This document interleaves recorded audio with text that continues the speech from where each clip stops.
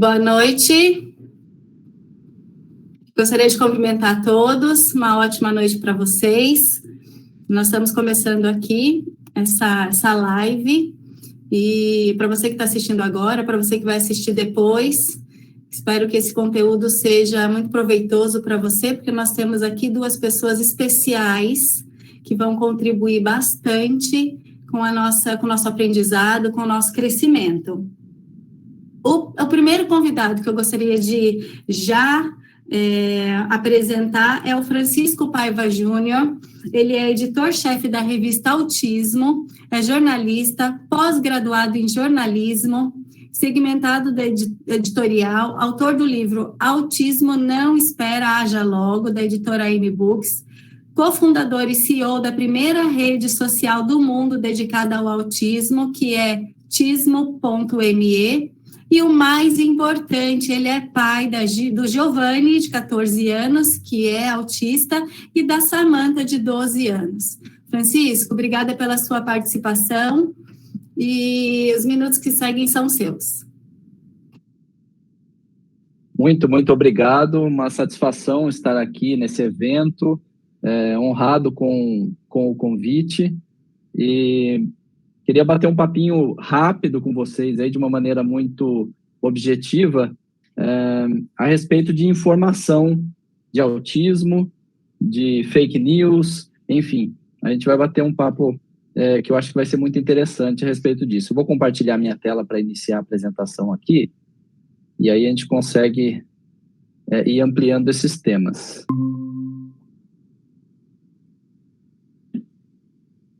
Vamos lá, então, falar um pouquinho de informação e autismo. A Luciana já me apresentou, eu vou dar só mais alguns detalhes, então. Eu sou cofundador e editor-chefe da revista Autismo. No decorrer aí da minha fala, eu conto um pouquinho mais sobre a revista, mas é uma revista gratuita, impressa e digital. Então, já para quem já tiver com curiosidade, pode ir no site lá, você colocar no Google Revista Autismo, vai achar o site que é canalautismo.com.br, vai achar a revista Autismo em todas as redes sociais, enfim, e a gente vai falar um pouquinho sobre isso também. Sou autor desse livro chamado Autismo Não Espere, Haja Logo, publicado pela AM Books, um livro em que eu, como leigo, falo um pouco sobre os sinais de autismo, sobre como encarar o autismo ali, que não é um bicho de 7 cabeças, e trazer um pouco de otimismo também para quem está nesse início de jornada, principalmente, né? Para quem ainda não chegou no diagnóstico, ainda está confuso, ou acabou de ter um diagnóstico. Enfim, é um livro mesmo com uma linguagem muito acessível, de leigo, para os demais leigos. E aí estou liderando a criação da Tismo.me, que é a rede social dedicada ao autismo. A gente também vai falar um pouquinho sobre ela, vou contar um detalhezinho dela que eu acho muito importante aqui, mas no final. E a gente se fala também. Se você digitar tismo.me, você vai cair no site também da Tismo.me e vai poder saber os detalhes e, inclusive, acessar. Bom, e aí, o mais importante, né? Eu sou pai do Giovanni e da Samantha. O Giovanni está com 14 anos, ele faz 15 agora nesse mês de abril. A Samantha está com 12, faz 13 em maio, então os dois estão aí na beirinha para virar a idade, né? O Giovanni tem autismo, eu costumo fazer a brincadeira que o Giovanni tem autismo e a Samantha tem chulé, porque o Giovanni não é o autismo e a Samantha não é o chulé. Né, é só uma característica dos dois, dentre outras tantas, né? O Giovanni faz conta de cabeça super rápido, é ótimo para seguir regras, né? Obedecer aí as determinações, né? O que deve ser feito. A Samantha desenha muito bem, tem uma sensibilidade, um dom artístico aí que já está bem latente, bem notável. Então, a gente nunca pode resumir, né? Nenhuma pessoa a uma característica e muito menos a um diagnóstico. Bom, além disso, nós vamos falar sobre o nosso foco principal, o nosso assunto principal, que é autismo e informação, né? Eu vou querer colocar um vídeo daqui a pouco, vou pedir para a produção colocar, só vou explicar aí o contexto primeiro, né? Eu recebi uma mensagem por e-mail falando desse filme, Amargo Pesadelo, numa cena específica que é o duelo de banjo, entre o violão e o banjo, e era mais ou menos aí, a suspeita de autismo do Giovanni veio em 2009, em março de 2009. Então, próximo disso ali, alguns meses depois disso, eu recebi e-mail de 2 pessoas diferentes, inclusive, então já era um e-mail que já estava meio que rodando ali, né? Falando de uma cena incrível de um filme que era uma cena real. Então, a equipe parou num posto para abastecer, e aí o ator principal pegou o violão para tocar e viu que tinha um menino com banjo. Quando ele viu que o menino estava tocando, que tinha um menino lá, o diretor falou, grava isso aí. E aí tiraram a câmera, gravaram, e é um menino autista nessa cena. Então é uma cena muito interessante, eu também fiquei encantado com esse e-mail. Mas eu conto o resto da história, eu vou querer passar um pedacinho dessa cena só para a gente poder contextualizar. Então, se puder colocar o vídeo agora, por favor, gente. Say, mister, I love the way you wear that hat.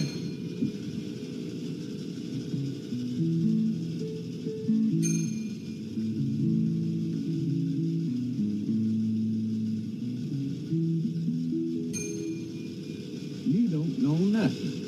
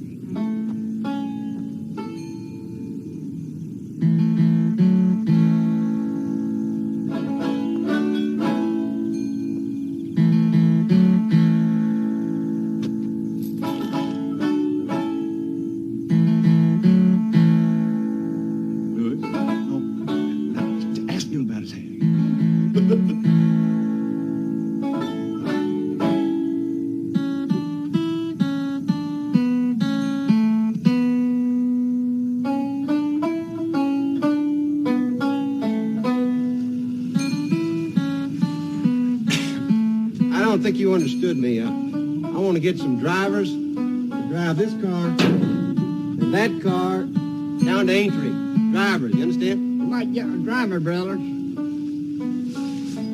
Who? The driver brothers. Where do they live? They live back over that way.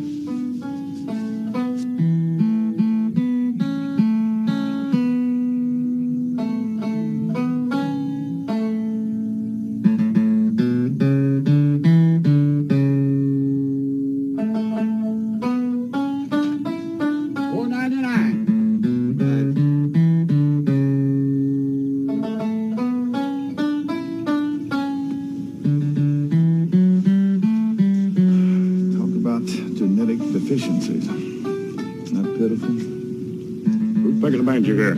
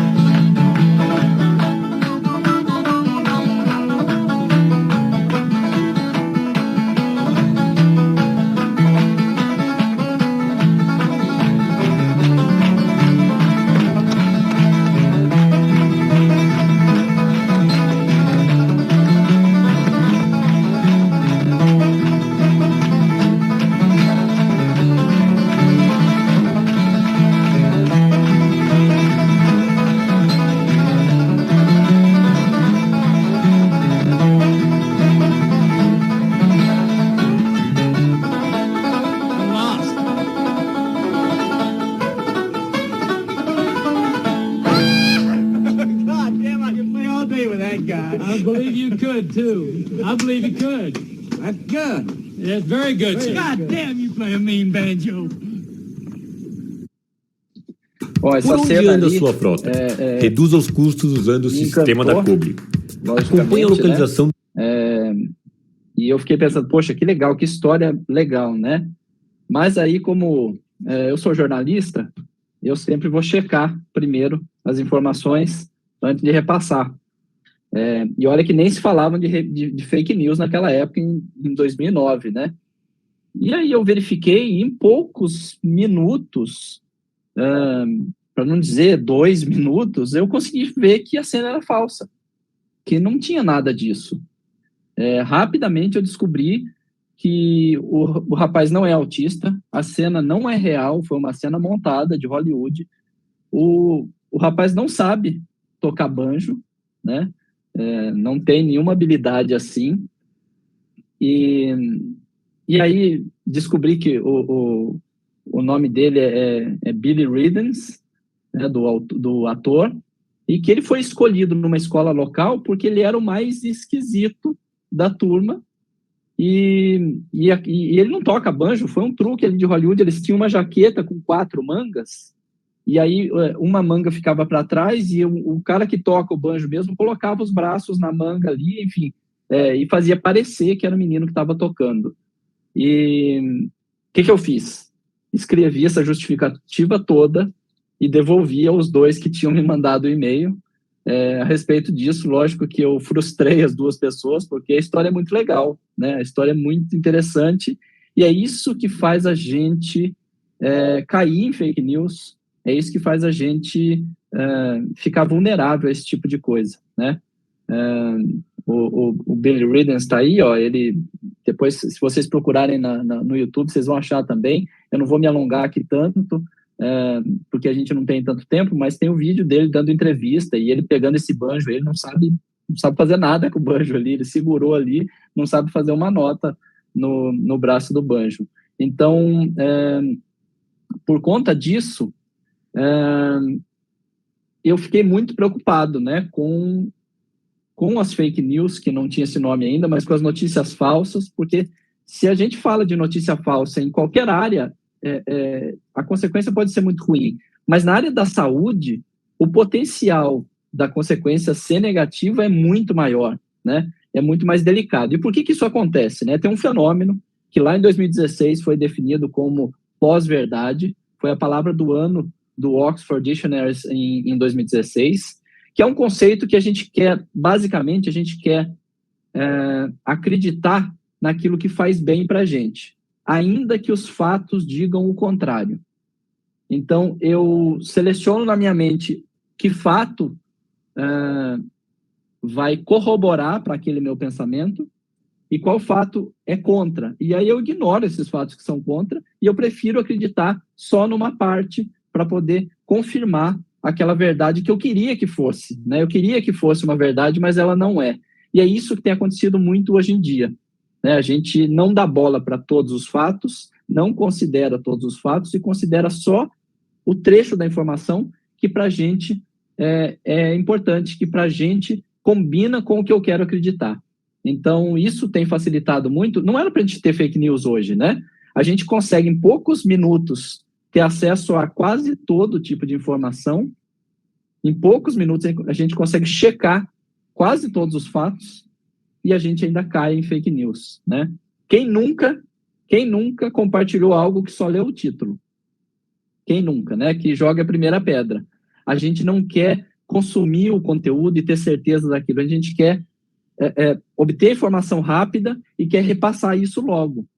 E aí, quando a gente entra em saúde, mais especificamente aqui no nosso papo a respeito de autismo, podem acontecer coisas perigosas mesmo, né? Então, a gente tem que ter muito cuidado para disseminar fatos, para disseminar coisas que estão confirmadas, corroboradas, que estão ali, que eu tenha uma certeza. Na dúvida, é melhor eu não compartilhar, né? Quantas vezes a gente não tem um sintoma, algum sintoma diferente, ou alguns sintomas diferentes, e a gente vai consultar onde? No Dr. Google, no hospital do Facebook, não é isso? a gente vai lá e vai procurar a rede social, a gente vai procurar o buscador e a gente vai já querer um diagnóstico, né? Então, aqui, eu enumerei 6 dicas rápidas aqui para a gente evitar cair em fake news, né? Então, a primeira delas é, você conhece o site que tá publicando essa informação? Porque quando a gente considera que, sei lá, o site é zedaesquina.com, isso não vai me transmitir a confiança, né? Quem é o zedaesquina.com? É diferente quando eu pego algo que é de uma grande empresa, de uma grande mídia de massa, de uma grande universidade, de um grande hospital, enfim. Essas instituições maiores, elas vão zelar muito mais pela imagem institucional delas e vão ter um rigor muito maior para publicar algo. Então, começa aí. Se eu não conheço essa fonte de informação, eu não estou dizendo para você não acreditar, mas eu estou dizendo para você, coloque um pé atrás, né? Desconfie, faça essa reflexão. Uma grande emissora, por exemplo, TV Globo, Record, eles têm um nome a zelar, né? A gente sabe que tem interesses comerciais, que são empresas, que têm os seus interesses, e aí, mais ainda que a gente tem que ter uma visão crítica, né? Tentar não ver uma informação só de uma fonte.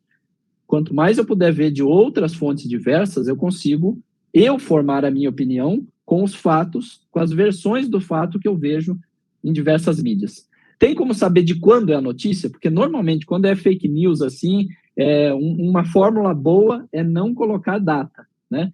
Quem nunca recebeu aqui uma mensagem dizendo que se você for no caixa eletrônico do banco à noite e você estiver sendo assaltado, você digita sua senha ao contrário, que a polícia vai vir e tal? Gente, que maluquice isso, né? Mas vira e mexe, volta essa história de novo e eles reesquentam essa fake news e mandam para a gente. Então, não ter uma data, não saber de quando, é um outro indício para a gente ficar com o pé atrás, né? A notícia tem um autor, quem ele é? Então, se não tem autor, mais ainda pé atrás, e se tem um autor, tá fácil de você investigar. Se essa pessoa existe mesmo, muitas vezes eles colocam alguém que existe, mas esse alguém não tem nada a ver com essa notícia, muitas vezes, quando a gente está falando de fake news. Então, investigar quem é o autor é outro ponto muito importante. Você consegue identificar a fonte de informação? Então, está dito lá de onde veio essa informação? É outro ponto, né? Fake news ali, normalmente, um padrãozão ali, não vai ter a data, não vai ter o autor, vai falar as coisas meio sem você ter onde checar. Você pode colocar uma frase ali, normalmente, se você copiar uma frase igualzinha você recebeu no Google, colocar ela entre aspas, você vai achar, muitas vezes, essa mesma informação repetida, às vezes até em sites que naquela época não tinha, mas que hoje tem sites de checagem de fatos, né, que vão indicar, inclusive, com provas e com links de fontes para saber se aquilo é fake news ou não. E é uma notícia bombástica, porque normalmente fake news é algo que vai mexer com a sua emoção, né? Algo que vai te trazer algo, uma informação que vai provocar uma emoção, um sentimento. Como no caso do filme. Poxa, que legal, né? O menino autista tocando banjo desse jeito, nossa, participando do filme, que barato. Mas não é nada disso. É gostoso acreditar nisso. É bom, mas não é verdade. A gente tem que cair na real, né? E hoje tem, enfim, 1000 maneiras da gente fazer isso. Essas dicas são algumas, e a última é penso, logo não compartilho. Então, a gente toma cuidado com o que vai compartilhar, né? A gente ser mais seletivo ao compartilhar algo, né? Eu costumava ali na minha adolescência, juventude, falar assim, ó, se eu sabia de alguma coisa, e aí eu ia contar para alguém, antes eu pensava, eu contar isso vai ajudar alguém? Vai fazer bem para alguém? Então, a mesma coisa eu digo hoje na hora de compartilhar, né? Eu compartilhar isso vai ajudar alguém? Vai fazer bem para alguém? Talvez uma reflexão que seja interessante de ser feita. E aí, se a gente está falando de saúde, a gente tem que falar em evidência científica. Não tem como a gente ignorar isso. A ciência tem uma metodologia muito importante que fez a gente chegar até aqui, né? É graças à ciência que a gente aumentou demais a nossa expectativa de vida, que a gente criou tratamento para um monte de coisa. As pessoas não morrem tão cedo quanto morriam 50, 80 anos atrás. E não é possível que está errado, né? se isso trouxe a gente até aqui, trouxe essa evolução toda, eu acho que vale a pena a gente depositar a nossa confiança na ciência. A medicina baseada em evidências, né, enfim, fez uma transformação muito grande, né, trouxe uma mudança muito grande para melhor, logicamente, positiva, né? E aí a gente tem que ter a consciência que a ciência é feita de certezas provisórias, né? Hoje a verdade é essa para a ciência e amanhã a ciência tem essa flexibilidade de falar, opa, isso aqui não é bem assim, agora está melhor explicado num outro modelo, numa outra hipótese. Então, é muito importante que a gente, ainda mais agora, né, em momentos que a gente vive uma pandemia, a gente depositar nossas fichas na ciência, que é o que vai fazer a gente chegar mais longe, sem dúvida nenhuma, né? E as evidências científicas têm uma escala aí de importância. Eu não vou entrar nesse assunto, porque é um assunto muito mais denso, mais complexo, mas a gente tem que tomar muito cuidado, até mesmo com a evidência científica, né? Saber que uma tem um valor maior que a outra e se essa evidência é robusta, né? Se ela tem aí, se ela tem uma checagem feita pelos seus pares, onde isso foi publicado, com que critério, enfim, é algo muito importante. E um cuidado muito primordial que a gente tem que ter é das fontes de informações que a gente vai consultar, né? Qual é a minha fonte de informação? Onde eu consulto as coisas? Onde eu costumo checar as coisas? Eu já descobri uma mentira, né? Ou algo impreciso onde eu costumo fazer as minhas consultas, por onde eu costumo me informar. Hoje, a maioria dos sites de informação hoje em dia fazem um papel muito importante de curadoria, né, que vai separar o joio do trigo ali, peneirar aquela informação para trazer para a gente o que é importante de verdade, né? E por eu dar valor demais nisso, por ser jornalista, principalmente, após o diagnóstico do meu filho, eu achei por bem fazer alguma coisa nessa área que trouxesse informação de qualidade para as pessoas. Daí veio a ideia de criar a revista Autismo, que é uma revista gratuita, como eu disse no início, impressa e digital. Hoje é distribuída em mais de 100 municípios, para ser preciso, 105 municípios no Brasil inteiro, em todas as capitais, em todos os estados. E isso de maneira gratuita, graças a uma parceria da Jamef Transportadora e da Azul Cargo, que é da Azul Linhas Aéreas, que faz essa revista chegar nos extremos do país de maneira gratuita, em sua maioria para pessoas que não têm acesso à internet. A gente aqui num evento online, às vezes é difícil a gente lembrar que metade do nosso país não tem acesso à internet. Lembrar que muitas vezes o acesso à internet de quem tem, às vezes é só um WhatsApp, o que às vezes até significa desinformação em muitos casos. Então, a revista Autismo chegar impressa num momento em que as empresas todas estão parando de imprimir coisas, editoras fechando, títulos de revista também sendo fechados, a gente está aqui imprimindo revista porque é importante chegar na mão de muita gente que tem isso como sua única fonte de informação em algumas situações. Um exemplo que eu gosto muito de dar, que é um extremo, que é a revista chegar na ilha de Marajó, né, que para mim é uma honra muito grande. A revista sai daqui de São Paulo, vai para Belém de avião, de lá eles descem de barco da ilha de Marajó até Belém em 12 horas, depois mais 12 horas para voltar e lá internamente ainda distribui nas cidades do entorno ali, do interior, em muitos lugares ali, que é um dos menores índices de desenvolvimento humano do país, um dos menores IDHs do país, e em lugares que não têm acesso à internet, muitos lugares que nem têm acesso a celular, né? Nem um sinal de celular tem.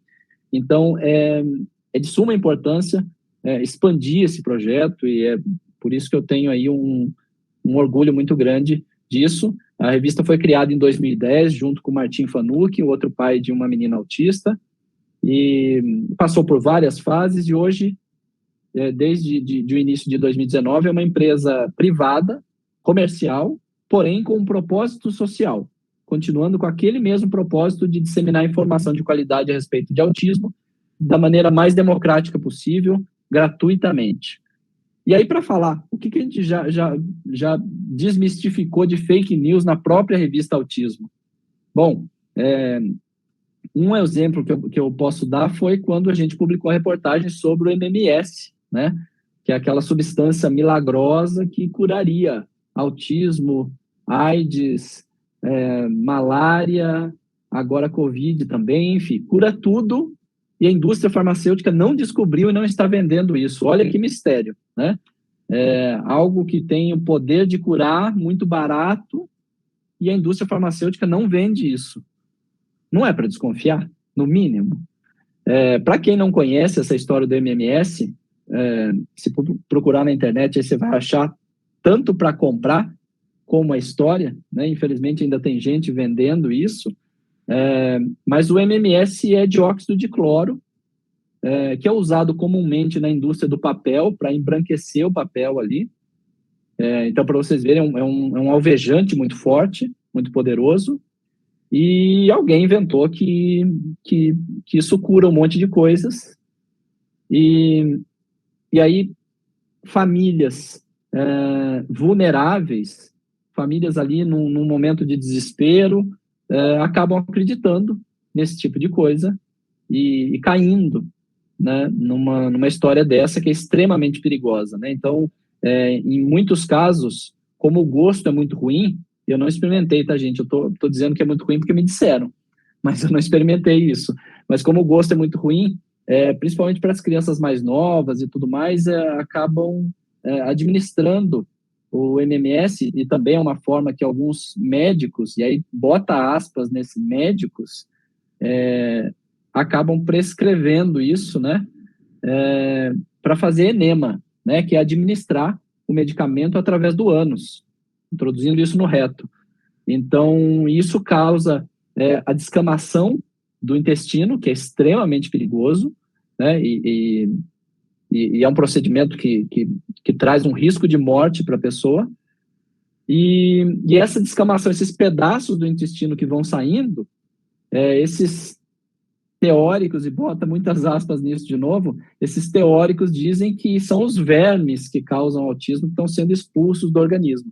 E aí, as famílias que estão em desespero, que estão mais vulneráveis, acabam acreditando num negócio desse e optando por fazer isso, né? Então, é algo extremamente perigoso, é algo para ser alertado, para ser denunciado, e é quase uma religião. Quem acredita nisso defende ferrenhamente que o MS está melhorando a pessoa e tudo mais, e, enfim, a gente acaba enxergando o que a gente quer, né? Aí é a pós-verdade que eu falei lá no início, potencializada, né? Levada aí a um grau maior. Outra fake news que foi capa da nossa revista foi Messi não é autista. Foi uma fake news criada no Brasil, que o Messi é autista. A gente conta nessa reportagem a história toda da criação dessa fake news, da primeira publicação a respeito disso, e isso se alastrou em muitos sites, não só em português, mas em espanhol, em inglês, agora em francês, desde que o Messi foi jogar na França, e é uma fake news que já foi desmentida pelo próprio médico do Messi, pela família toda, e as pessoas ainda insistem, né? Então, assim, poxa, seria muito legal se o Messi fosse autista, cara que é o melhor jogador do mundo, ganhou vários prêmios, né? Que legal isso, né? De novo, que gostoso seria compartilhar um negócio desse, né? Mas não é verdade, né? Então eu não posso fazer isso. E eu tenho outros autistas com destaque mundial que a gente pode usar, né, para dar esse exemplo, para ter orgulho e tudo mais, né? A gente tem aí a Temple Grandin, talvez seja a autista que há mais tempo é a autista mais famosa aí, que se admitiu autista e faz palestras ao redor do mundo, não só sobre autismo, mas de manejo de gado. Ela é doutora em manejo de gado, então é uma pessoa também muito importante para a comunidade. A Greta Thunberg, né, a ecoativista sueca, é outra pessoa de destaque mundial. O Elon Musk aí, se assumiu autista alguns meses atrás, aí ao vivo na TV dos Estados Unidos, num programa de TV lá no Saturday Night Live, E, enfim, a gente tem gente, né, para a gente poder falar. O Anthony Hopkins, né, ator com Oscar e tudo mais. Tem muita gente que tem autismo que a gente já conhece, então a gente não precisa usar fake news, nem usar quem não é autista para levar nenhuma mensagem desse tipo, né? Então, eu destaco aqui essa importância da informação, novamente, porque a gente está lidando com algo muito, muito delicado, que é a saúde. Eu queria contar um pouquinho sobre Autismo.me para vocês, e aí queria, antes disso, falar contar de um recurso de acessibilidade que a gente criou lá, mas principalmente porque ele tem a ver com o acesso à informação, né? O acesso à informação também é muito importante se a gente pensar que as pessoas com autismo podem precisar de recursos de acessibilidade. E aí, o que seria um recurso de acessibilidade para uma pessoa autista? O meu filho acabou fazendo um trabalho na escola sobre acessibilidade, bem na época que a gente estava desenvolvendo esse recurso. E aí ele fez um vídeo para o trabalho dele da escola.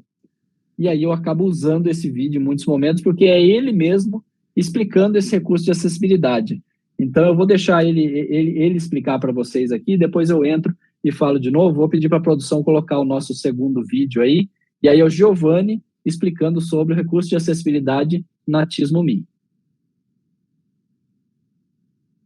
Oi, pessoal! Hoje nós vamos falar sobre acessibilidade. Acessibilidade é que a gente pode, da maneira mais possível, das pessoas que têm dificuldade, fazer o que a gente faz e tornar-se o mais igual possível. Por exemplo, uma pessoa com cadeira de rodas não pode subir escada e não tem acessibilidade. Aí a gente podia fazer o quê? Pôr uma rampa. Exemplo também da pessoa cega lendo um livro. Aí como que ela faz para ler um livro? Ela põe o braille, que é uns pontinhos, furinhos, que cada furinho é uma letra. Aí a pessoa vai passando com o dedo para ler. Celular também tem acessibilidade. Para quem é cego, tem um leitor de tela. Meu pai está criando uma rede social, a primeira rede social do mundo para autismo. O nome dessa rede social é Autismo.me. Ele criou lá o primeiro recurso para ajudar os autistas. É o primeiro recurso de acessibilidade para os autistas. Tem muitos autistas que têm hipersensibilidade visual. E o que é isso? É a pessoa ser muito sensível visualmente. Tudo que ela enxerga fica muito maior e mais forte para ela. Por exemplo, os emojis. Sabe aqueles desenhos que a gente usa para mandar mensagem? Tem autistas que se tiver emojis, não dá nem para ler o texto. Os emojis fazem eles desviarem a atenção. Então, tem autista que tem que tampar o emoji com a mão para conseguir ler o texto. Por outro lado, tem autistas que são bem diferentes. Tem pessoa que não consegue ler o emoji, não consegue entender o significado do emoji. Por exemplo, o emoji, ele não sabe se o rosto do emoji está sorrindo, está triste, está bravo. Essa é a característica de alguns autistas. E para resolver isso, meu pai fez um recurso de acessibilidade para os autistas. Eu vou mostrar aqui na tela, olha que legal. Aqui, esta é a tela do aplicativo Autismo.me. Você vem aqui em configurações e agora clica em acessibilidade. Aí tem um exemplo de um texto com um emoji. Aí nós temos esses dois botões aqui. Esse aqui de cima liga e desliga a visualização de emoji. Eu vou ligar e desligar, olha só. Então quem tiver dificuldade de enxergar os emojis pode desligar. Esse de baixo liga e desliga a descrição do emoji, ou seja, uma explicação do que é cada emoji. Aqui eu ligo e desligo também, olha só. Aqui em cima você pode ver com emoji, com descrição, sem emoji, sem descrição. Se eu ponho, por exemplo, com emoji, com descrição, eu consigo saber o que cada emoji significa. Isso facilita muito a vida de muitos autistas. E se o emoji me incomoda, eu posso desligar o emoji e continuar com a descrição.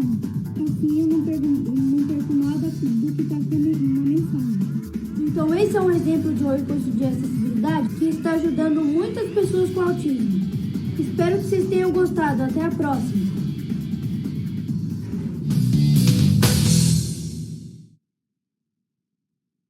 Então esse foi aí o Giovanni explicando né? E aí eu vou contextualizar essa história um pouco, também de maneira bem objetiva. Eu ouvi num podcast feito por autistas, que é o Introvertendo, aliás, que eu recomendo para qualquer um que queira entender mais de autismo pela própria boca dos autistas, que é o podcast Introvertendo. E aí, num dos episódios, eu ouvi lá algumas pessoas falando que tem uma hipersensibilidade visual a ponto delas terem que tampar a tela para conseguir ler um texto que tem emojis, por exemplo, que aquilo tira a atenção deles. Bom, além disso, eu ouvi de um outro grupo que queria muito usar emojis, quer usar emojis, mas não consegue entender o que os emojis querem dizer, né? Vamos combinar que até para a gente, neurotípico, também é difícil entender muitos sinais dos emojis. Hoje a gente tem, enfim, milhares, né? Uma infinidade. Ano passado, nas Olimpíadas, eu vi um emoji numa mensagem e eu demorei a entender o que era e tive que pesquisar, e era um kimono, né? Um kimono de judô, e eu nunca tinha visto o emoji do kimono, nem sabia que existia. Então, tem muitos autistas que querem utilizar, não conseguem, principalmente os que têm mais dificuldade da leitura de expressões faciais, acabam tendo uma dificuldade maior de ler os emojis que estão exatamente demonstrando expressões faciais. Bom, esse recurso faz o quê? Você liga e desliga o emoji, liga e desliga a descrição. Então, deixa eu dar alguns exemplos para vocês de como isso pode ser muito inclusivo para essas pessoas que têm essa dificuldade, né? Então, a pessoa que não quer ver emoji nenhum, ela desliga o emoji. Mas se ela só desliga o emoji, ela fica sem a informação. Então, ela desliga o emoji e liga a descrição do emoji. E aí ela não perde a informação. Vai estar lá escrito, rosto com olhos de coração, rosto mandando um beijo. E aí ela tem a informação sem ter o emoji atrapalhando. Bom, para o outro grupo que quer muito usar o emoji, eles podem manter o emoji ligado e ligar a descrição. E aí do lado do emoji vai ter a descrição. Então você consegue entender também o que aquele emoji significa, o que ele quer dizer, e você consegue usar e aprender ao mesmo tempo, né? Então é muito importante conseguir pensar em alternativas de acessibilidade para as pessoas com autismo, porque isso não para somente em adaptar uma prova no colégio, né? Ou deixar uma hora a mais para a pessoa poder fazer um Enem, por exemplo. A gente tem que ouvir mais os autistas, ouvir mais as pessoas com autismo para saber delas, né? O que dificulta a sua vida, o que impede aí ou diminui a sua qualidade de vida e quais as soluções que podem ser propostas, né? Essa solução tecnológica, por exemplo, foi muito simples de ser desenvolvida. Não foi algo, um recurso que envolveu aí uma alta tecnologia. Foi simplesmente ter a empatia de se colocar no lugar das pessoas com autismo e desenvolver, né? E pensar numa solução que fosse rápida. Bom, a Tismo.me, né, se a gente está falando de informação, a Tismo.me tem tudo a ver com informação, porque a ideia é não só ser uma rede social dedicada à saúde, dedicada mais especificamente ao autismo e síndromes relacionadas ao autismo, mas também organizar e estruturar os dados de saúde das pessoas com autismo. Isso pode trazer benefícios enormes para toda a comunidade. Então, é algo que a gente tem desenvolvido com muito carinho, com autistas envolvidos no desenvolvimento também, né? E nós devemos lançar aqui nas próximas semanas um gerenciador de terapias que vai ser muito útil também para as pessoas terem uma acessibilidade maior, inclusive, para a terapia, e a gente poder captar dados de terapias que a gente hoje praticamente não tem, né? E, além disso, vamos lançar uma ferramenta para estudo científico, que tem muita coisa muito legal para vir aí. Então, se você acessar ali o site tismo.me, você pode se cadastrar gratuitamente ali. A rede ainda precisa de convite para você conseguir entrar, mas você, no site, tem um botão lá embaixo que você pode pedir o convite e a gente manda na hora e a gente deve abrir para lançar a versão, nós estamos numa versão beta ainda, para lançar uma versão final daqui a algumas semanas, e aí não vai precisar nem de convite mais. Mas eu insisto, vão lá conhecer, e a gente está construindo isso junto. Então, é muito importante para a gente, inclusive, ter a opinião de todo mundo, para a gente construir, como a gente construiu esse recurso de acessibilidade de uma maneira coletiva, a gente poder também ver o que quais são as demandas, né? O que seria importante, e a gente poder virar um grande hub de serviços ligados ao autismo. Gente, é isso que eu tinha para dizer para vocês hoje, para falar. Quero agradecer demais a atenção. Aqui estão os meus contatos para todos vocês, tanto da revista Autismo, quanto da Tismo Me, e quem quiser entrar em contato e tiver alguma dúvida mesmo depois, precisar de algum material, saiba que a revista Autismo é inteira gratuita e você pode republicar as coisas sem precisar pedir autorização, apenas citando a fonte. A gente já deixa o material todo aberto para isso mesmo, tá? Então, agradeço demais aí a atenção e a paciência de vocês me aguentarem ouvindo esse tempo todo. A gente que agradece, Paiva, obrigada. Achei bem interessante as informações e com certeza muita gente aqui vai fazer uso desse material aí extraordinário. Obrigada pela sua participação. Agora, no começo da nossa programação, eu disse que nós teríamos 2 pessoas especiais, né? Eu apresentei só o Paiva e agora eu vou apresentar a doutora Graciela. Ela é bióloga, empreendedora, palestrante, doutora em biologia molecular, professora universitária, especialista em célula-tronco, modelagem de doença e genética do autismo, cofundadora da Tismo. Doutora, que alegria ter a senhora aqui também. Eu tenho certeza que não vai deixar a desejar com as apresentações do Paiva. E os próximos minutos são da senhora. Olá a todos, boa noite. Agradeço o convite, a oportunidade de estar aqui dividindo um pouco do nosso trabalho com vocês. Então, para mim é um prazer muito grande estar aqui hoje. Espero que a gente consiga aí ter bastante perguntas no final, para ver se tudo vai dar certo aí nesse sentido. Então, eu sou a Graciela Pinhatari, eu sou bióloga, né? E vou aqui falar para vocês um pouquinho de genética e autismo, na verdade, fatores de risco envolvidos com o autismo, e um pouco sobre os exames genéticos. Eu tenho uma apresentação para compartilhar com vocês, e ela estava me dando um pouquinho de trabalho. Vamos ver se agora a gente consegue fazer esse compartilhamento, tá certo?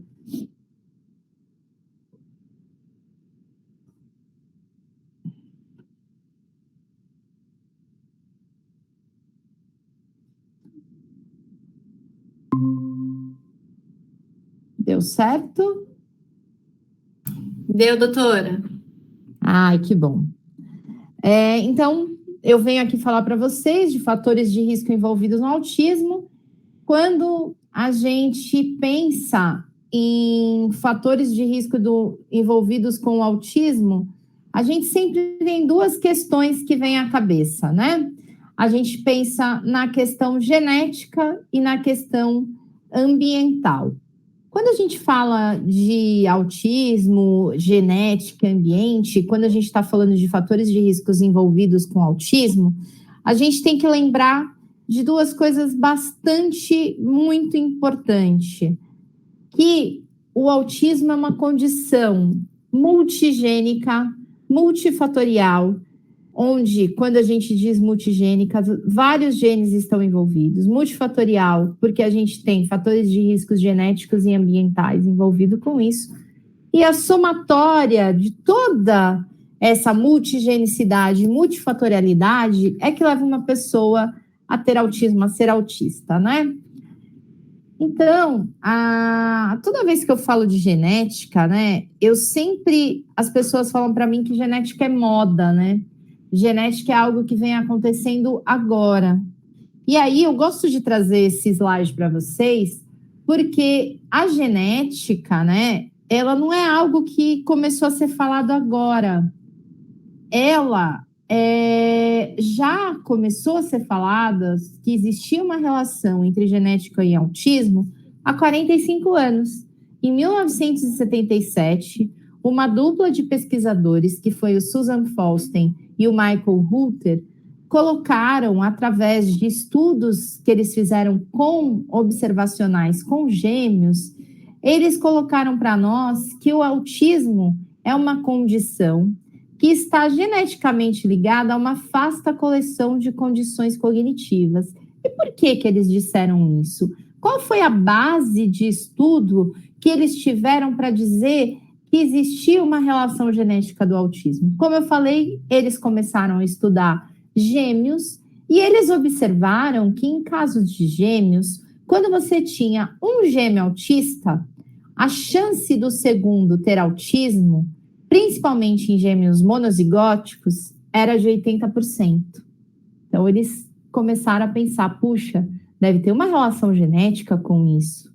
E eles observaram que essa frequência, né? Então, quando eles observavam gêmeos dizigóticos, esse número aí, ele caía para metade, 40%.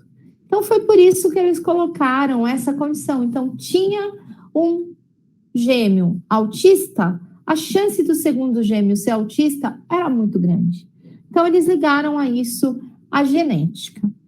Aí, o que aconteceu é que nós tivemos um período de lacuna de entendimento da genética muito grande. Isso aconteceu por quê? Porque não haviam estudos para ser realizados, para que a gente soubesse o que é a genética e o que é a genética envolvida com autismo? Na verdade, não. O que aconteceu é que a gente teve um período que a gente não conhecia qual era o nosso patrimônio genético. Como que a gente vai saber se existem genes alterados se a gente ainda não sabe qual é a sequência do genoma humano? E para vocês observarem, eu trouxe esse gráfico, onde esse pilar aqui mostra quando foi feito o sequenciamento do genoma humano. Isso aconteceu nos anos de 2001 a 2003. Foi um processo que demorou aproximadamente 13 anos, então envolveu muita pesquisa, muito estudo. E antes da gente saber qual era o nosso patrimônio genético, a gente tinha informações de condições monogênicas. Como eu falei para vocês, o autismo é uma condição multigênica, que envolve muitos genes. Então, antes que a gente conhecesse todos os genes que estavam envolvidos no nosso genoma humano, a gente só conhecia alterações genéticas em genes que estavam relacionados a síndromes, que são alterações, na maioria das vezes, monogênicas. O que significa alterações monogênicas? São aquelas alterações que ocorrem num único gene. Se vocês observarem esse gráfico, ele mostra a evolução do DSM-5, a porcentagem, a prevalência de pessoas com autismo, a evolução do conhecimento genético a partir dos exames genéticos, que a gente vai entender um pouquinho a diferença deles lá na frente. E aqui, quando entre os anos de 75 até 2000, a gente conhecia apenas genes únicos. O gene relacionado à neurofibromatose, a síndrome de X frágil, a esclerose tuberosa, e alguns outros genes que também são mais comuns, como o gene da síndrome de Rett, que é o MCP2. Com a evolução e o sequenciamento do primeiro genoma humano, que foi bastante custoso, custou mais de 100 milhões de dólares, e hoje a gente sabe que esse valor já caiu bastante, então quem quer fazer um sequenciamento do genoma humano não vai demorar 13 anos, vai demorar alguns meses para ter a sua resposta, e o valor também não é 100 milhões mais, e sim algo em torno de 2 mil dólares, tá certo? O que aconteceu? Quando a gente descobriu esse sequenciamento do genoma humano, se vocês olharem o gráfico para o sentido de depois de 2003 até 2005, vocês vão ver que o número de genes que nós conhecemos, que está aqui nesse lado, ele é muito maior. Então, nós sabíamos em 2007 da relação do autismo com genética, onde a gente dizia que temos aí aproximadamente 100 genes relacionados com autismo. Agora, o que a gente sabe, de acordo com o site da Simons Foundation, é que a gente tem mais de 1.230, ou aproximadamente 1.231 genes relacionados com o autismo. Olha o boom que a gente teve de conhecimento com a evolução e com o sequenciamento do primeiro genoma, tá? E com a inserção dos exames genéticos para que a gente pudesse entender quais eram as alterações que poderiam ser encontradas numa pessoa não autista. E qual é essa relação, né? Como eu disse, a gente passou um período aí sem entender a genética do autismo, e em 2014 nós tivemos um trabalho bastante interessante, só que esse trabalho foi feito com prontuários de pacientes na Suécia. Eles fizeram um estudo, né, a partir dos prontuários, porque lá tem um sistema público de saúde bastante controlado, e eles observaram em estudos com essas famílias que 59% do risco do autismo é genético.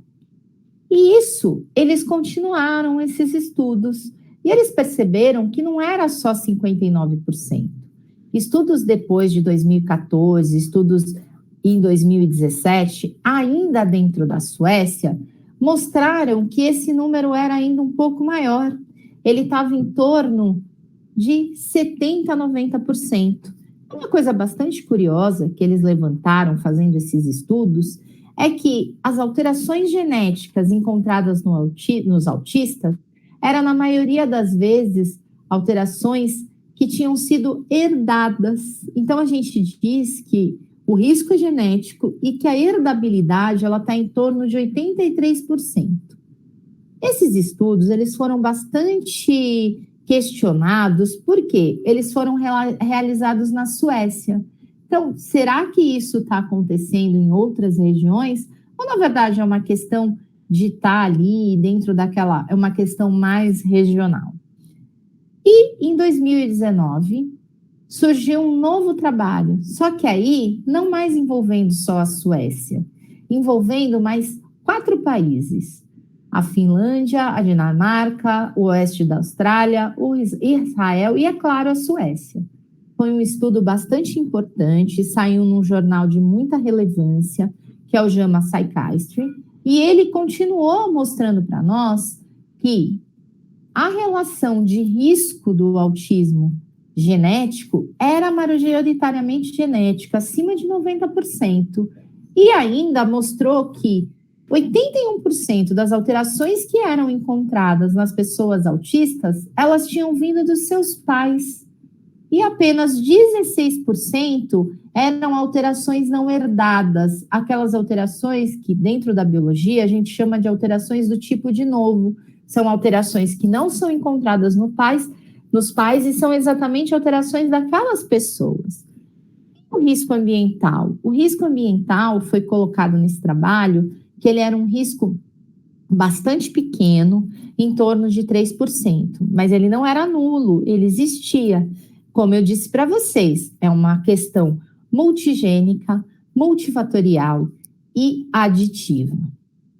Conforme a gente vai estudando e vai pensando nessa questão da herdabilidade, sempre vem o questionamento: como que eu tenho filhos autistas de pais não autistas? E essa questão da herdabilidade. Então, em 2018, um grupo de pesquisadores do Canadá, eles mostraram para a gente um modelo para que facilitasse o entendimento de como acontece isso no organismo. Eles mostraram para nós um modelo chamado modelo de copo. O modelo de copo ele é um modelo ajustado do modelo de jarra, que já é muito visto em questões psiquiátricas.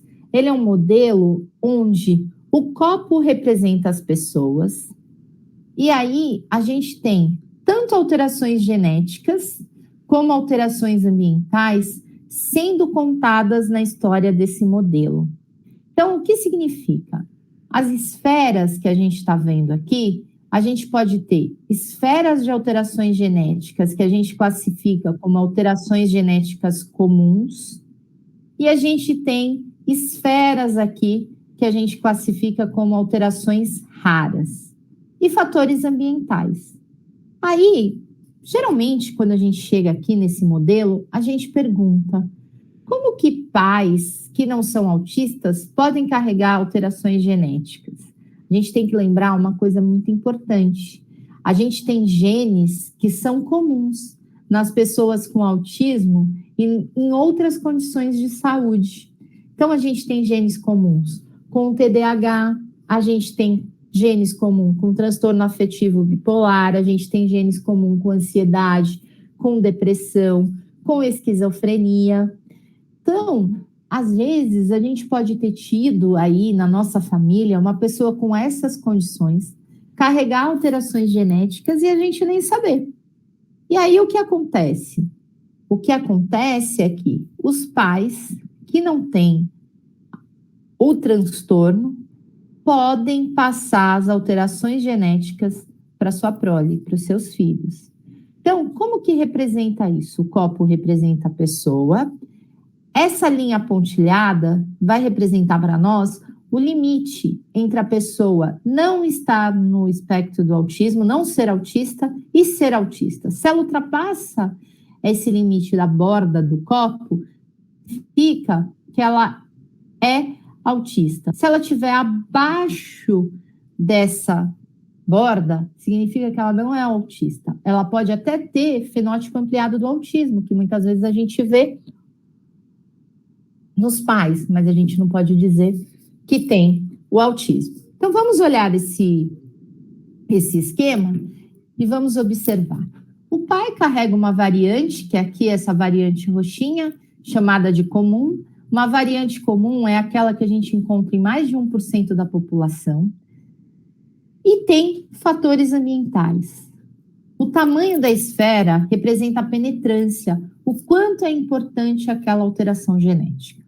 A mãe tem uma alteração comum, que foi chamada de B, e uma variante rara, que é aquela variante que a gente encontra em menos de 1% da população.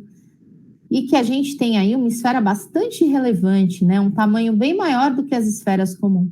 E fator ambiental ali, que pode estar relacionado com a condição. Eles tiveram aqui um primeiro filho, e esse filho herdou aqui a variante genética do pai, junto com os fatores ambientais, herdou a variante rara da mãe e herdou a variante comum da mãe. Se nós tivéssemos feito esse padrão de herança, se você só tivesse as heranças familiares, a gente atingiria a borda do copo? Não. Tá vendo? A gente estaria bem no limite. E essa pessoa não estaria no espectro, tá certo? Ela não seria autista. Mas o que aconteceu? Surgiu aí uma variante comum que fez com que ela ultrapassasse essa borda, e é uma variante que é só encontrada nela, é uma alteração genética que só foi encontrada nela, é uma alteração de novo. Com isso, a gente tem aí uma pessoa autista. A gente tem genes herdados, então a gente tem multigenes aqui, é um transtorno multigênico, a gente tem tanto genes como fator ambiental, e a somatória de tudo isso faz com que tenhamos uma pessoa com autismo. Eles tiveram mais 3 filhos. O segundo filho só recebeu uma variante da mãe, uma outra variante dele e fator ambiental. O terceiro filho recebeu uma variante da mãe rara, uma variante comum dele e fatores ambientais, que não levou a atingir a borda aí do copo. E aqui, a criança número 4, ela tem fatores ambientais, uma variante comum e uma variante rara, bastante importante, olha aqui o tamanho dela, que fez com que ultrapassasse essa borda do copo. Na verdade, não é o número de alterações genéticas que faz essa multigenicidade. Às vezes você pode ter menos alterações genéticas, mas tem alterações relevantes que fazem com que você esteja ali ultrapassando a borda do copo, tá?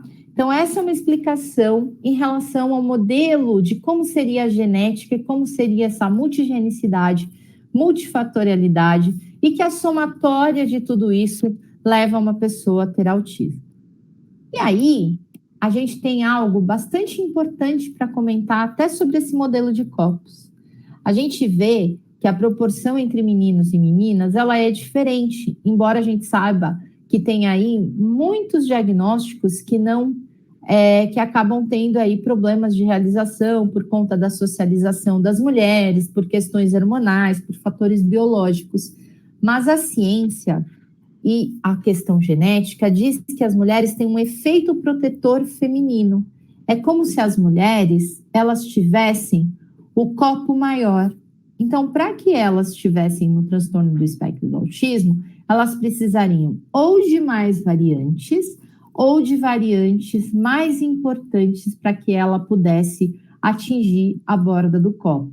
Se vocês observarem aqui, a gente tem o copo masculino, que é aquele primeiro exemplo que nós vimos no modelo anterior, e se nós jogássemos todas essas variantes de um copo masculino para um copo feminino, que a gente tem aí uma porcentagem aí maior, né, que esse copo seria um pouco maior, a gente não atingiria a borda do copo. Precisaria, então, de mais alterações ou alterações mais relevantes para que a gente pudesse atingir essa borda do copo, tá certo?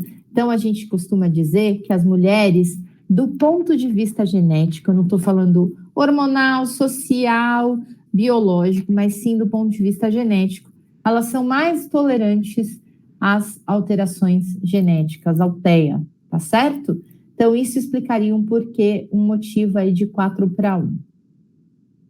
Como eu falei para vocês, a gente aí tem genes que podem estar relacionados a outras condições. Mas existe alguma pergunta se existem genes de risco para o autismo ou se os genes que a gente encontra no autismo são genes que estão ligados às funções do cérebro. Existe um trabalho que saiu em 2020, que é esse trabalho que eu mostro aqui, que o pesquisador nos coloca que existem 102 genes que são mais proeminentes como fatores de risco para o autismo. Esses genes, na verdade, eles são genes que não deixam de ser genes de cérebro, são genes que estão relacionados no córtex cerebral e que fazem a conexão sináptica. Então, a gente tem genes aí que podem até ser fator de risco do autismo, mas não deixam de ser genes que são genes de cérebro.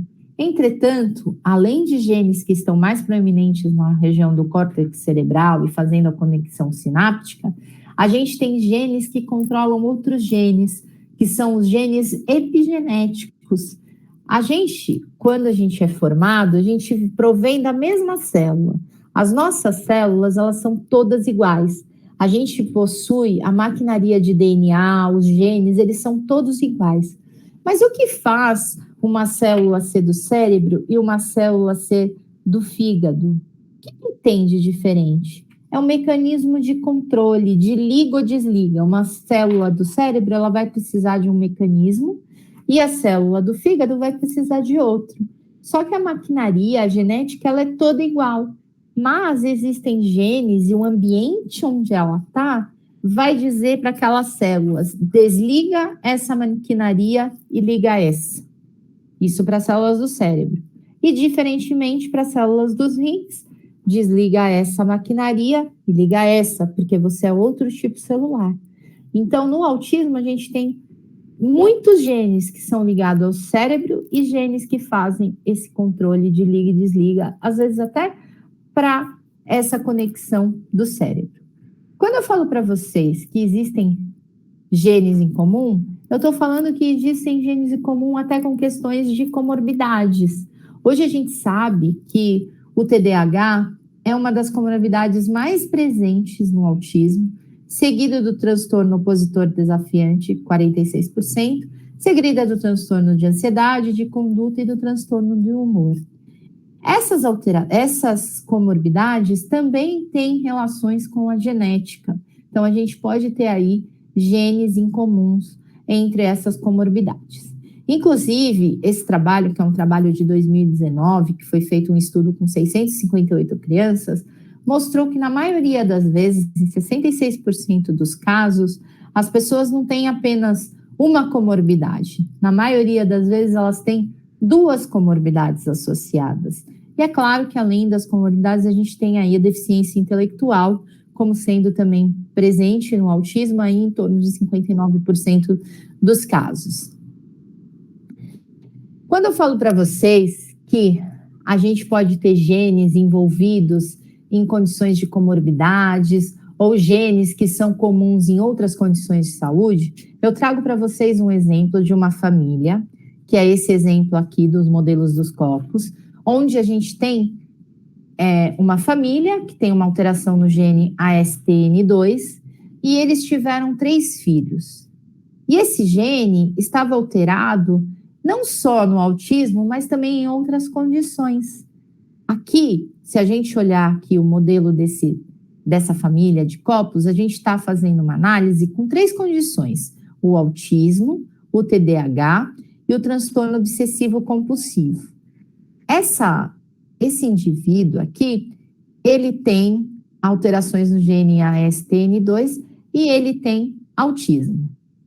Esse indivíduo aqui, ele tem alterações no gene ASTN2, ele não tem autismo, ele tem TDAH, então o mesmo gene para outras condições.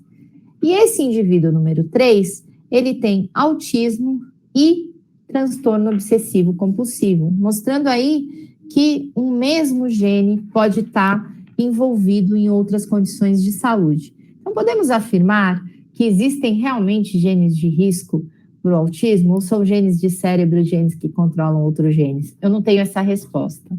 Eu tenho um artigo científico que diz que sim, eu tenho outro artigo científico que diz que não, e tenho artigos que vêm sendo realizados para mostrar que sim ou que não. Mas fica a reflexão. Tá certo? Se existem ou não esses genes de risco. Eu falei para vocês que, além do risco genético, nós tínhamos também riscos ambientais, né? Então, a gente tem o fator de risco genético sendo majoritário, mas também, de acordo com aquele estudo de 2019, a gente tem aí 3% de risco ambiental. E o que eu acredito é que nós temos uma somatória de tudo isso para levar uma pessoa com autismo. Quais são os riscos ambientais que a gente tem e que a gente sabe que realmente são ditos na literatura? O risco ambiental bastante relevante para o autismo é a idade paterna. Hoje nós sabemos que um homem de 45 anos tem 9% mais chances de ter um filho com autismo do que um homem de 25 anos. Isso porque, diferentemente de nós, mulheres, que nascemos com os nossos óvulos, os homens não, produzem os seus espermatozoides a cada necessidade. E quando a gente vai fazendo essa produção, a gente os homens. Quando a gente vai fazendo essa produção, a gente os homens. Nós temos aí os homens, né, produzindo esses espermatozoides no momento de cada necessidade. Isso permite com que tenha acúmulo de alterações genéticas, porque no nosso DNA a gente tem mecanismos de reparo, mas com o passar do tempo a gente pode perder esses mecanismos de reparo. Quando eu falo sobre isso, geralmente eu faço um paralelo das alterações genéticas que a gente encontra aí nos homens com uma máquina de Xerox. Quando a gente faz aí uma cópia, né, a gente usa pela primeira vez uma máquina de Xerox, as letras saem perfeitas, não tem erros, são bastante nítidas. Com o passar do tempo e do uso, o que acontece? Essas letras vão apagando. É como que aconteceria no organismo de um homem quando ele está produzindo espermatozoide. Quando ele é jovem, ele tem mecanismos de reparo bastante eficientes para que, se tiver uma troca, uma alteração, uma pequena alteração, isso é já reparado e não passa para a sua prole. Mas com o passar do tempo vai acumulando essas alterações e pode ser passado. A gente pode ter também, como risco ambiental, a idade materna, sim. Mas o risco de você ter alterações nos óvulos é 4 vezes menor do que o risco de alterações nos espermatozoides. E quando eu falo de idade materna, eu estou falando da síndrome metabólica, que envolve sobrepeso, diabetes e hipertensão. Um outro fator de risco bastante relevante para o autismo é a utilização de ácido valproico durante a gestação. Então, a gente tem o ácido valproico como antiepiléptico, que quando usado ali durante a gestação, ele pode conferir um risco de você ter pessoas com autismo. Além disso, a gente tem o baixo peso, a prematuridade, a hipóxia neonatal, infecções e o curto intervalo entre as gestações, como sendo também fatores de risco para o autismo.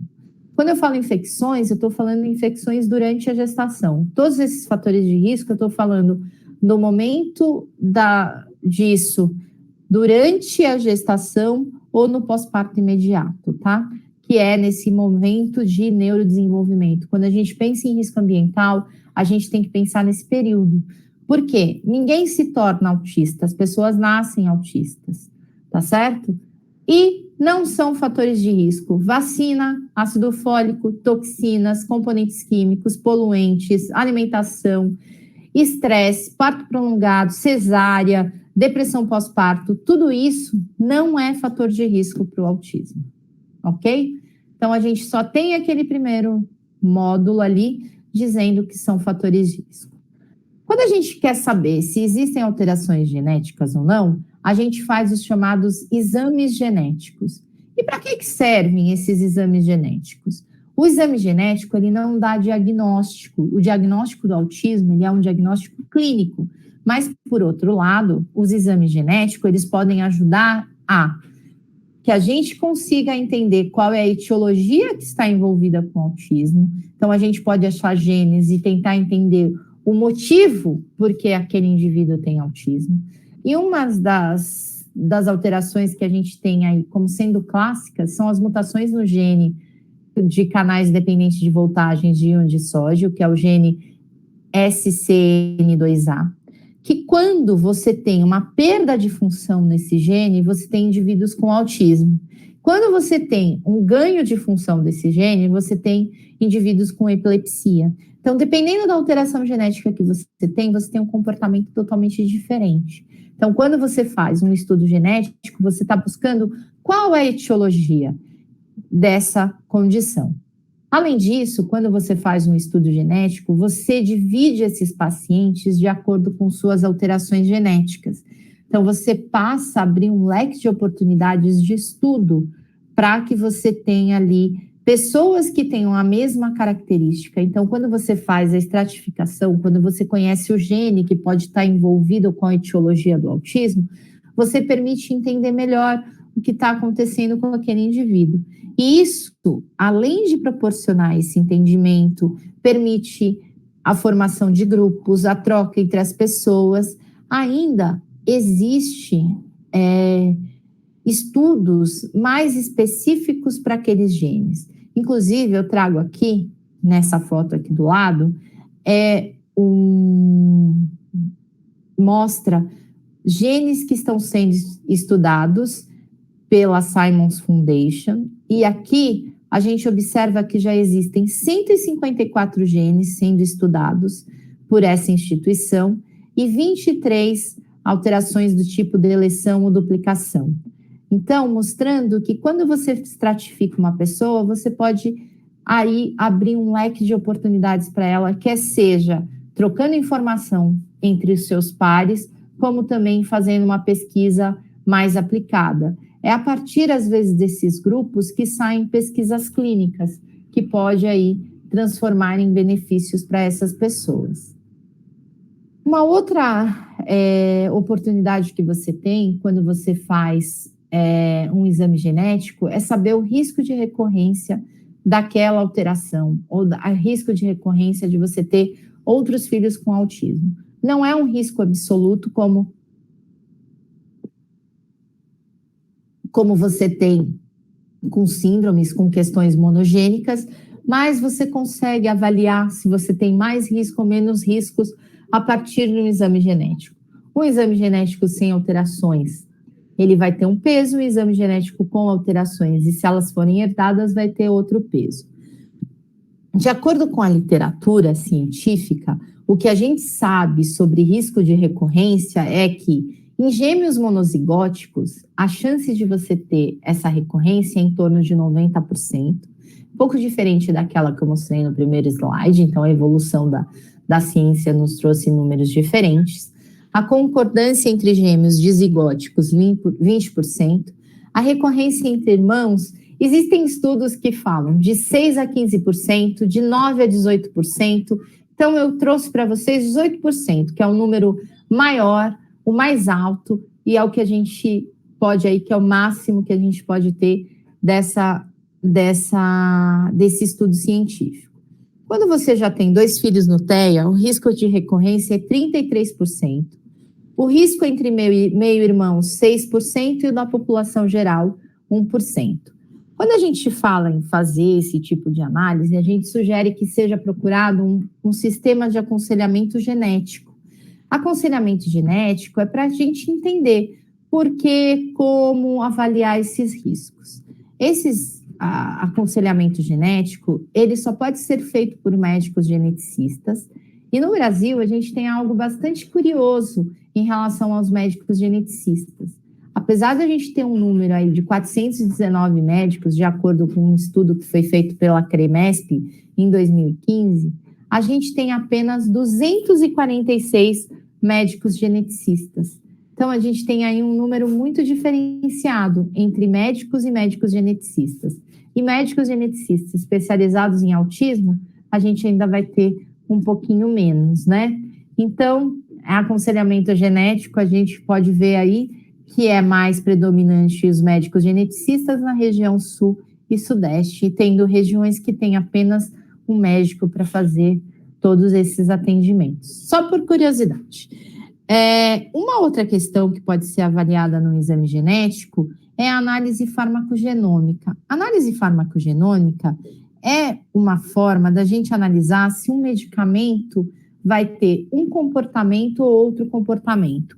Não é um exame que vai dizer que aquele medicamento funciona ou aquele medicamento vai curar ou vai fazer alguma coisa para a criança. Não, é uma análise preditiva que vai mostrar o metabolismo do citocromo P450 e vai me dizer que tipo de comportamento o meu organismo tem em relação frente a um medicamento. De acordo com a literatura, a gente pode ter 3 comportamentos quando a gente usa aí um medicamento. A gente pode ter uma pessoa que tem um metabolismo normal, que é aquela que toma o medicamento, e o medicamento, os efeitos acontecem de acordo com como está a bula do medicamento.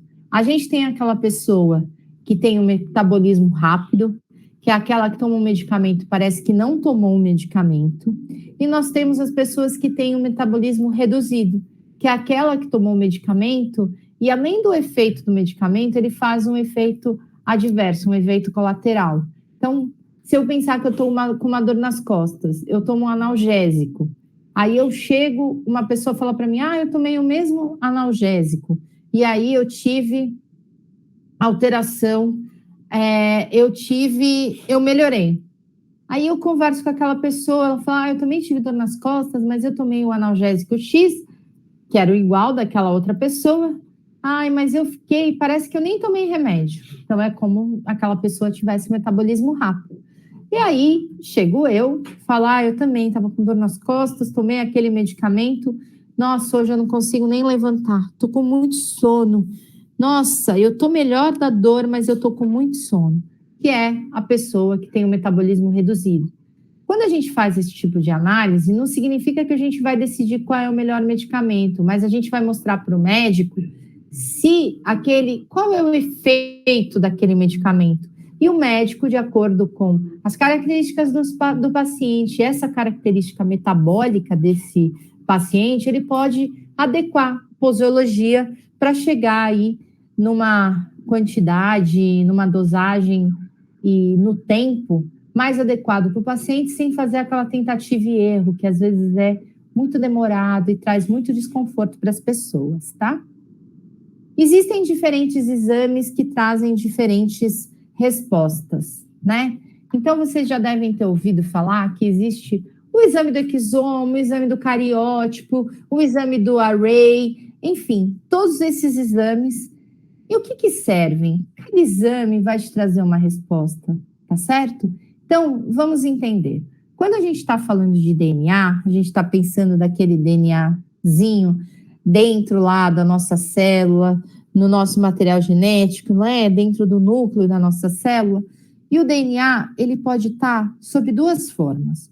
Ou compactado na forma de cromossomos, e nós temos 23 pares de cromossomos, ou ele pode estar na forma de fita. Lembra a dupla fita do DNA? Que aí a gente tem aquela sopinha de letrinhas, que é o A, o C, o G e o T. Quando a gente faz um exame de cariótipo, a gente está analisando o DNA compactado. E o que a gente está vendo quando a gente faz um exame de cariótipo? A gente está vendo se o número de cromossomos realmente são 23. Então, se nós temos 22 pares de cromossomos autossômicos e um par sexual, e a gente está fazendo uma foto daquele cromossomo. A gente está vendo se ele tem as características que ele deve ter. Cromossomo 1 tem um tipo de formatinho, cromossomo 15 tem outro, cromossomo 22 tem outro. Então, a gente está analisando a estrutura do cromossomo e o número.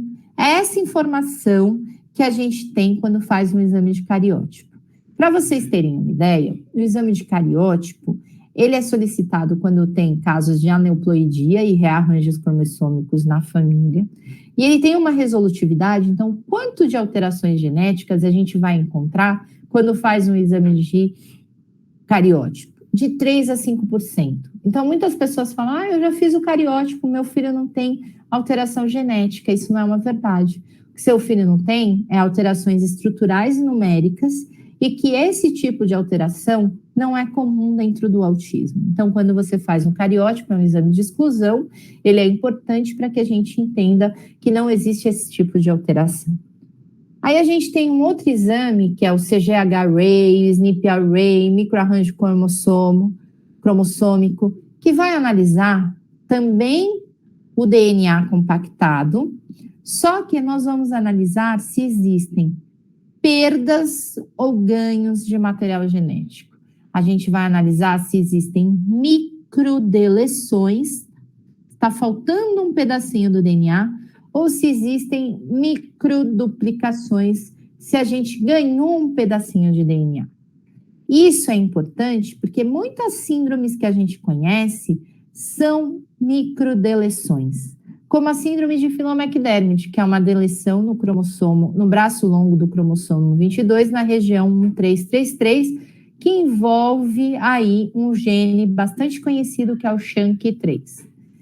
Esse tipo de análise, ela é importante, você já tem tanto as síndromes como outras alterações que cursam com deficiência intelectual e com autismo, mas a chance de resposta que a gente tem no exame de array, ela varia de 15% a 20%. Então, 80% das pessoas, na maioria das vezes, não terão alterações genéticas, esses tipos de alterações genéticas. Então, quando eu faço um exame de array, eu posso dizer que aquele indivíduo não tem microdeleções e microduplicações no seu DNA. Um outro exame bastante comum, que a gente já ouviu falar aí, que é geralmente solicitado, é o FRAXA, o síndrome de X frágil, né? Ou X frágil. É um exame que a gente vai procurar também no DNA compactado e vai ver se existem repetições de CGG. É um exame um pouco diferente do que a gente faz aqui, né? Todos eles são diferentes. Geralmente ela é solicitado porque a síndrome de X frágil, ela cursa aí, é a segunda síndrome que tem mais deficiência intelectual. Então, dependendo aí do caso clínico desse paciente, é solicitado para realmente ver se tem essa síndrome de X frágil associada, porque tem muitas características autísticas dentro dessa síndrome. E aí, passando por essas análises, a gente chega na análise do DNA na fita, né? Onde a gente vai ver a sopa de letrinhas. A sopa de letrinhas, que é o A, o C, o G, e a gente vai analisar os genes. Por quê? O gene é uma sequência determinada de nucleotídeos. E a gente vai analisar agora a fita aberta e não mais o DNA compactado. E que exame que a gente faz para fazer esse tipo de análise? Existem dois tipos de exame: o genoma completo e o exoma completo. Qual é a diferença entre esses exames? Vocês estão vendo aqui que eu tenho a fita aberta do DNA. E essa fita está me mostrando que o DNA ele é dividido em duas porções, em duas regiões. As regiões que a gente chama de exons e as regiões que a gente chama de introns ou região intergênica. O nosso material genético, 99% do nosso material genético, do nosso genoma, é formado por essas regiões, intron e regiões intergênicas, que estão relacionadas com mecanismos de regulação do nosso sistema. E os exons são regiões codificadoras, são aquelas que vão formar as proteínas, as enzimas, que fazem praticamente toda a orquestra do funcionamento das nossas células. Quando a gente faz um exame do genoma, a gente lê tanto exons como introns. A gente faz o sequenciamento dos 3 bilhões de pares de bases daqueles nucleotídeos que existem no nosso organismo. Como a gente faz quando a gente faz um exame de exoma, como o próprio nome diz, nós estamos sequenciando apenas os exons, que equivale a 1% de todo esse material genético. Só que tem um detalhe: apesar dele equivaler a apenas 1% do material genético, 85% das doenças e condições de saúde que a gente conhece que têm alterações genéticas estão nessas regiões de exons. Então, ele é um exame bastante completo, tá certo? É isso que a gente tem. E quando a gente encontra alterações nesses exames, a gente pode fazer só uma análise daquela alteração para saber se foi herdada ou não. A gente faz análise de mutação familiar. Então, quando a gente fala de exames, a gente está falando nesse sentido. E a resolutividade de um exame de exome de genoma está entre 30% e 53%.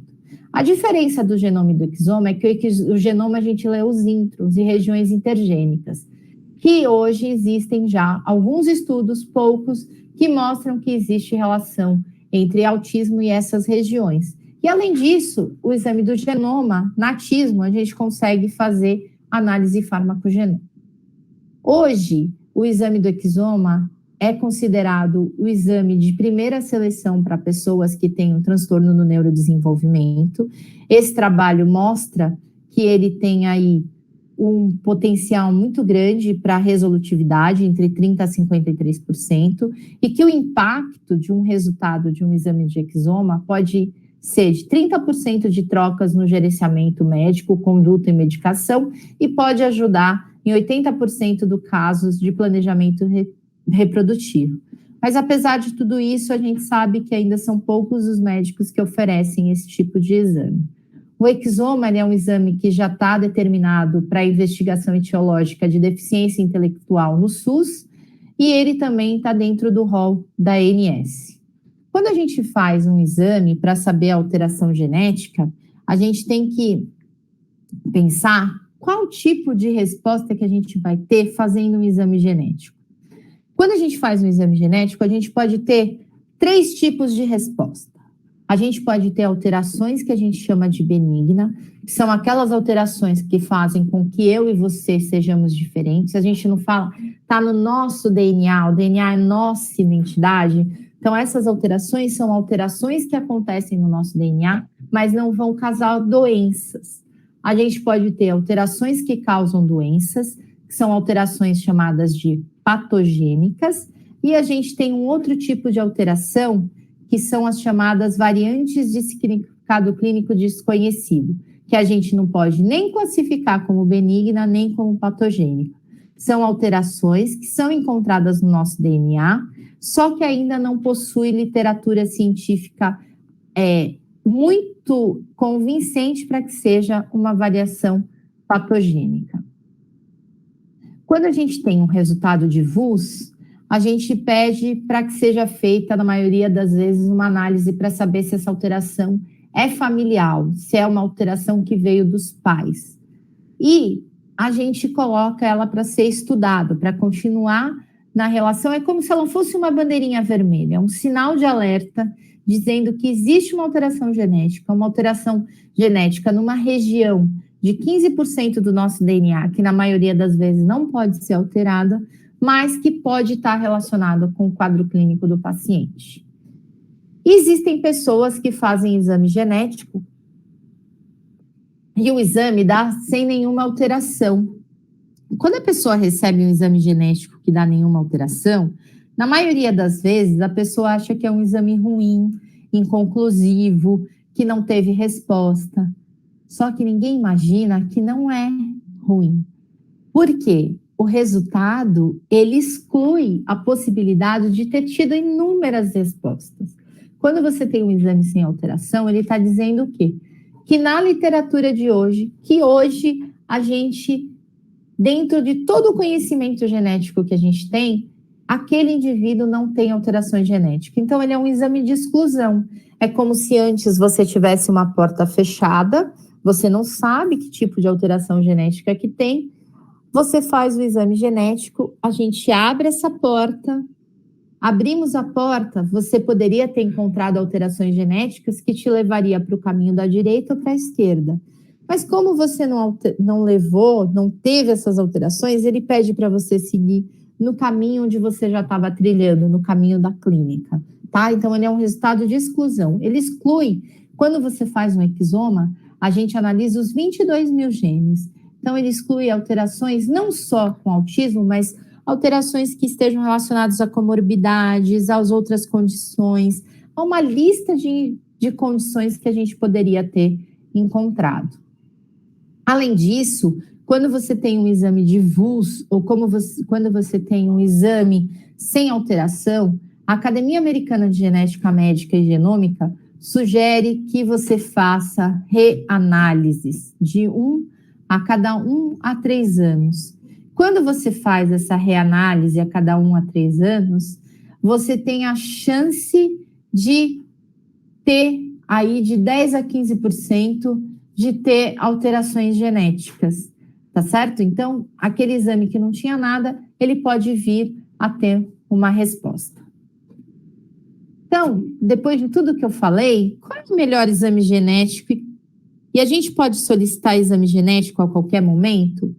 Olha, não existe o melhor exame genético. O que existe é o exame adequado ao diagnóstico clínico, é aquele que relaciona a clínica ao genético. Se você estiver procurando, tiver um paciente onde você está buscando uma síndrome, que é uma microdeleção, uma microduplicação, você não vai fazer um genoma, você vai fazer um array. Então, depende da sua pergunta. A pergunta que você fizer é o exame que você vai ter que achar adequado. Quando solicitar? A qualquer momento da vida, porque as nossas alterações, a gente já nasce com elas, e o que vai mudar é a interpretação. Os bancos genômicos que são reorganizados, que cada dia mais aumentam, a gente ainda não tem bancos genômicos brasileiros, nem da América Latina, então essas alterações é por conta de estudos que vão sendo ampliados, e aí a gente pode conhecer um pouco mais do nosso material genético. Quem quiser conhecer um pouco mais do meu trabalho, eu tenho aí alguns artigos, escrito tanto na revista Autismo como em outras revistas. Eu tenho um TED Talking, que eu falo também sobre genética, e alguns outros trabalhos que eu fiz. Eu gosto de terminar com uma frase muito importante, e eu acredito que é uma frase que a gente deve levar para as nossas vidas, que é da Temple Grandin, que é uma autista adulta, que ela diz que a gente deve focar no potencial das pessoas e não nas suas limitações. Eu acho que ela vale para os autistas, mas elas valem para qualquer pessoa. A gente tem que sempre focar nos nossos potenciais e não nas nossas limitações. É por aqui que eu termino. Eu tenho mais um slidezinho para dizer que a gente está abraçando essa causa do lugar de autista em todo lugar e que a Tismo está fazendo uma promoção para o exame de exoma, está com valor aí bem acessível. Quem quiser, entra no site da Tismo para saber um pouco mais sobre isso. E quem precisar fazer pergunta, qualquer outra explicação que não teve aqui com essas informações que eu estou passando para vocês, tem meu LinkedIn, tem o LinkedIn da Tismo, tem o Facebook da Tismo, pode mandar e-mail, pode mandar mensagem, que a gente está sempre à disposição para responder. É aqui que eu termino, então. Muito obrigada aí por toda a atenção e uma ótima noite. Doutora, que aula, que coisa extraordinária. Eu não sei se você viu aqui, eu fiquei de cabeça baixa anotando um monte de coisa. Parabéns para você, pelo Francisco, por ter contribuído de uma forma tão extraordinária. Eu tenho certeza que a gente aprendeu bastante e que Deus abençoe esse projeto, né? Um projeto que pode alcançar muitas pessoas, instruir muitas pessoas, e eu me comprometo para divulgar tudo isso. Parabéns mesmo, fiquei muito feliz. E eu dei uma olhadinha aqui, lá no Facebook nós não temos perguntas, então nós já vamos finalizar aqui a nossa atividade de hoje, agradecendo bastante a contribuição de vocês, e numa próxima quero ter o prazer de participar novamente aqui. Tá certo. Se vocês quiserem fazer algumas considerações finais, a gente tem uns 2-3 minutinhos ainda. Eu agradeço aí a oportunidade de contar um pouquinho sobre essa história da genética, sobre os exames genéticos e sobre a Tismo, né, que é a startup de tecnologia que eu sou uma das fundadoras, para dizer que a gente está sempre postando conteúdos, então quem não conhece, entra lá, se cadastra para receber nossas newsletters, para agradecer essa oportunidade e desejar uma ótima noite, um ótimo final da semana para vocês. E parabéns pelo evento.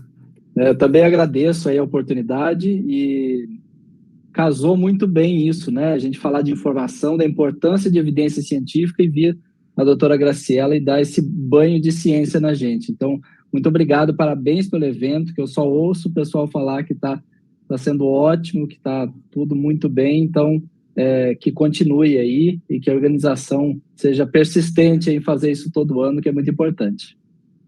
Nós que agradecemos, viu? Nós que agradecemos, e eu queria também fazer um agradecimento especial para as pessoas que nos acompanharam pelo Facebook, né? O pessoal todo que participou aí, vários recadinhos lá. Obrigada aí pela sua contribuição também e pela sua presença nesse evento de hoje. E por aqui a gente fica, eu como terapeuta ocupacional, trabalhando com autismo, só aprendi, e eu tenho certeza que você que está aí, que participou com a gente, também aprendeu.